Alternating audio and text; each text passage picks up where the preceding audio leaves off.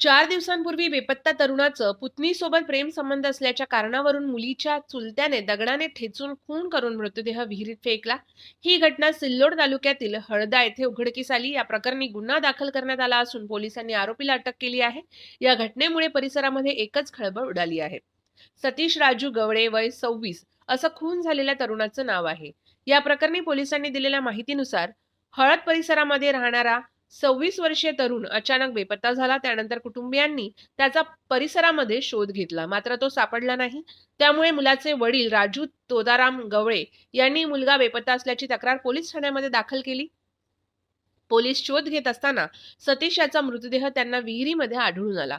मृतदेहाची अवस्था बघून हा खून असल्याचा संशय पोलिसांना आला. यावेळी पोलिसांनी तपासाची चक्र फिरवत सागर प्रकाश गवळी, वय 26 या तरुणाला ताब्यात घेतलं. त्याची चौकशी केली असता त्याने उडवाउडवीची उत्तरं दिली. मात्र पोलिसी खाक्या दाखवतच त्याने खून केल्याची कबुली दिली. माझ्या पुतणीसोबत सतीश याचे प्रेमसंबंध होते. त्याच रागातून सतीश याचा खून केल्याची कबुली त्यांनी पोलिसांसमोर दिली.